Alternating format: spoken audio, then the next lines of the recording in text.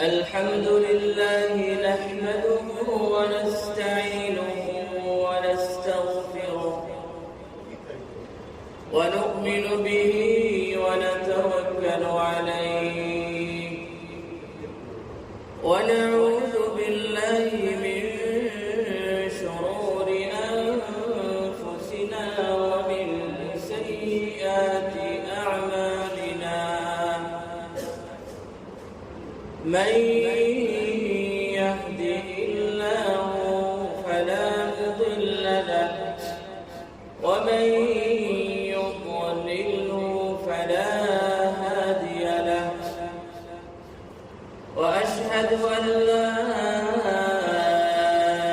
إله إلا الله وحده لا شريك له وأشهد أن سيدنا وحبيبنا وحبيب ربنا وسندنا وشفيعنا ومولانا محمدا عبده ورسوله صلى الله عليه وعلى آله وأصحابه وأتباعه أرسله الله تعالى بالحق إلى الناس كافة بشيرا ونذيرا وداعيا إلى الله بإذنه وسراجا منيرا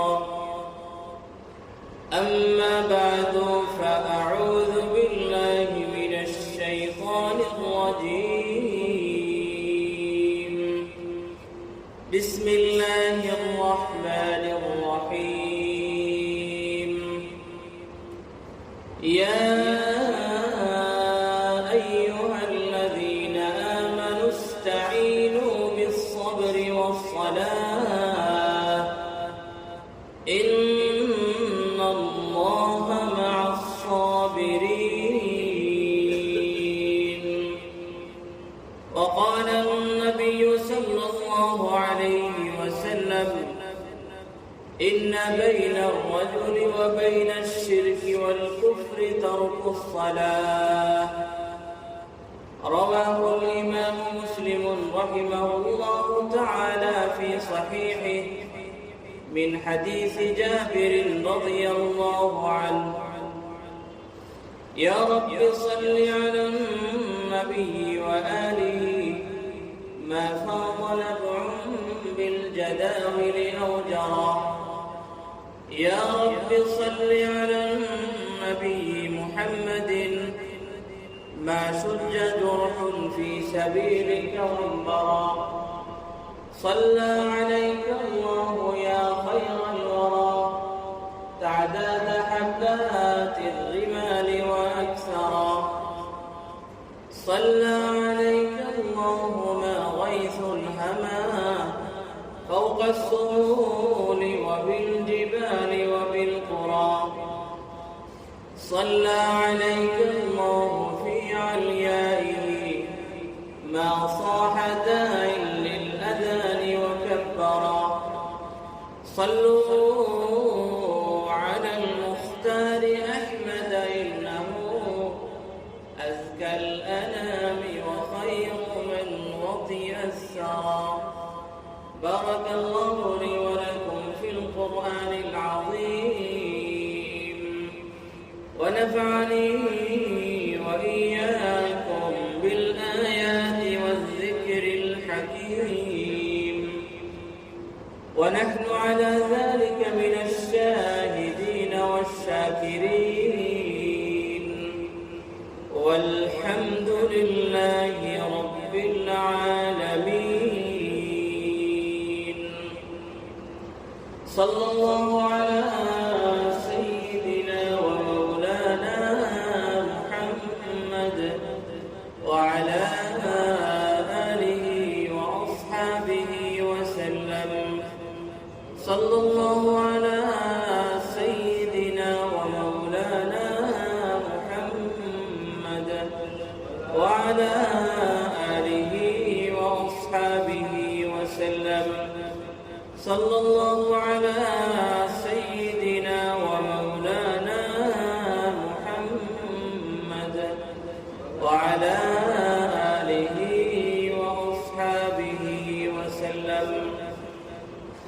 রব্বে করিম মৌলায় রহিমের শাহী দরবারে লক্ষ করোড় শুকর, তিনি আমাদেরকে সালাতুল জুমআ আদায় করার উদ্দেশ্যে তার পবিত্র ঘর মসজিদে আসার তৌফিক দান করেছেন। সেজন্য আমরা বলি আলহামদুলিল্লাহ।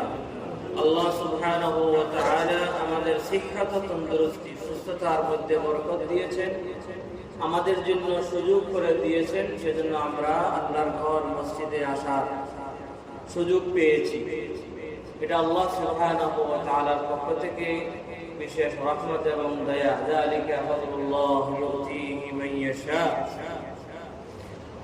আমরা মুসলিম, আল্লাহ মুমিন বান্দা, নবীজি সাল্লাল্লাহু আলাইহি ওয়াসাল্লামের উম্মত।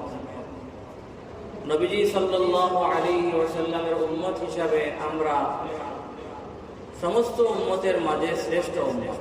কুনতুম খায়রা উম্মাহ।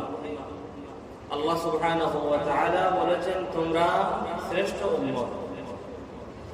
এই শ্রেষ্ঠত্ব আমাদের ঈমান এবং ইসলাম দিয়ে এবং নবীজি সাল্লাল্লাহু আলাইহি ওয়াসাল্লাম এর উম্মত হওয়ার মাধ্যমে।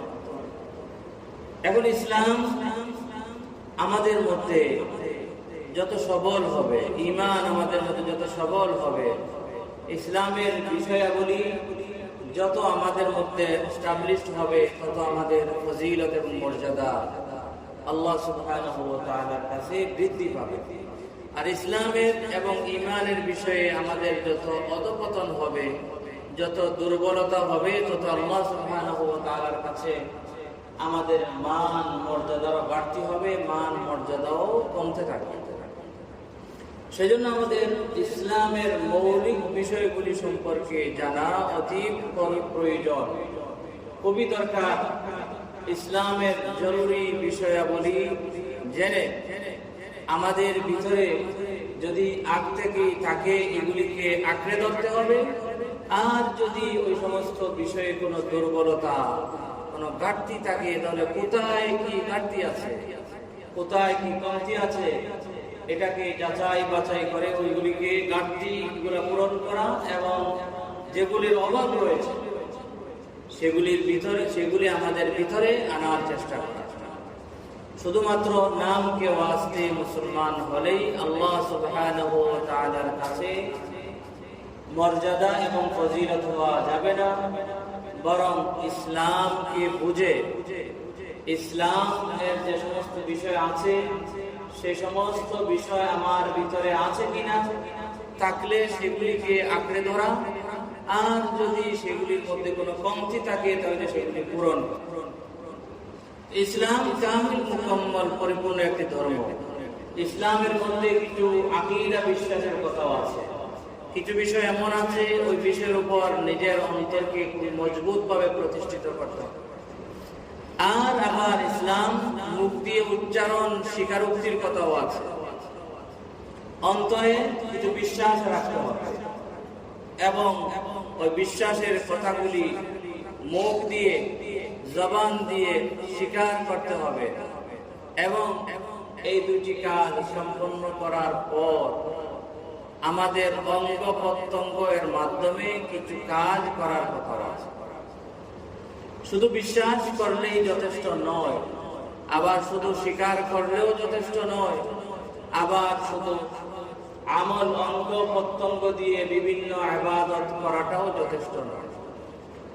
যে সমস্ত বিষয়ের বিশ্বাস অন্তরে রাখার কথা, সে সমস্ত কথার বিশ্বাস অন্তরে রাখতে হবে। যে সমস্ত কথা জবান দিয়ে স্বীকার করার কথা, সেগুলিকে স্বীকার করতে হবে। এবং বাহ্যিক অঙ্গ প্রত্যঙ্গ দিয়ে যে সমস্ত আমল করার কথা, সে সমস্ত আমলও করতে হবে। তখন আপনি হবেন মুমিন এবং মুসলিম। আর যদি আপনার আকীদা বিশ্বাস থাকে, স্বীকারোক্তি থাকে না, স্বীকার থাকে না, অথবা আপনার আমলের মধ্যে ঘাটতি থাকে, তাহলে আপনি পরিপূর্ণভাবে মুসলিম হতে পারবেন। তো গত জুমাবারে আমরা আকীদা বিশ্বাসের কিছু আলোচনা করেছিলাম। লা ইলাহা ইল্লাল্লাহ মুহাম্মাদুর রাসূলুল্লাহ সাল্লাল্লাহু আলাইহি ওয়াসাল্লাম, এই কালিমার অর্থ কি এবং এই কালিমার মর্ম কি, এবং এই কালিমার চাহিদা কি, এই কালিমা আমাদের থেকে কি চায়, আমাদের থেকে আমরা কি রকম হতে হবে, আমাদেরকে কি চাই, এই সম্পর্কে আলোচনা হয়েছিল। তাই কালিমা তাইয়্যিবা, কালিমা শাহাদাত, এর উপর নিজের অন্তরকে প্রতিষ্ঠিত করার পর, নিজের জবান দিয়ে এগুলিকে উচ্চারণ করার পর, স্বীকার করার পর, আমাদের এখন আমলের পালা, অঙ্গ প্রত্যঙ্গ দিয়ে ইবাদত করার পালা। আমাদের অঙ্গ প্রত্যঙ্গ দিয়ে আল্লাহ সুবহানাহু ওয়া তাআলার যত ইবাদত আমরা করে থাকি, তার মধ্য থেকে সর্বশ্রেষ্ঠ এবং সর্বপ্রথম ইবাদতের নাম হচ্ছে ইকামতুস সালাত।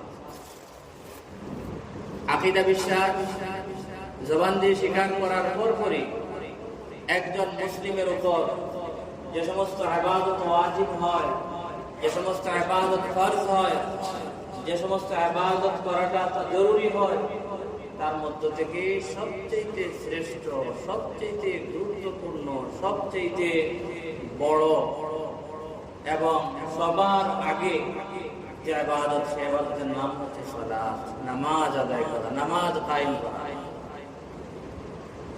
আল্লাহর হাবিব সাল্লাল্লাহু আলাইহি ওয়াসাল্লাম বলেছেন, ইসতাকিমু ওয়া লা তুহসু ওয়া'লামু আন্না খায়রা আমালিকুমুস সালাহ। ও আমার উম্মতেরা, তোমরা আল্লাহর সঠিক পথে থাকার চেষ্টা করো এবং জেনে রাখো এই কথা যে তোমরা যত আমল করো বাহ্যিক অঙ্গ প্রত্যঙ্গ দিয়ে, ঈমান গ্রহণ করার পর, ইসলাম ধর্মে প্রবেশ করার পর যত আমল তোমরা আল্লাহ সুবহানাহু ওয়া তাআলার সন্তুষ্টি অর্জনের লক্ষ্যে করে থাকো, তার মধ্য থেকে সর্বশ্রেষ্ঠ ইবাদত হচ্ছে খায়রু আমালিকুম as-সালাত, নামাজ।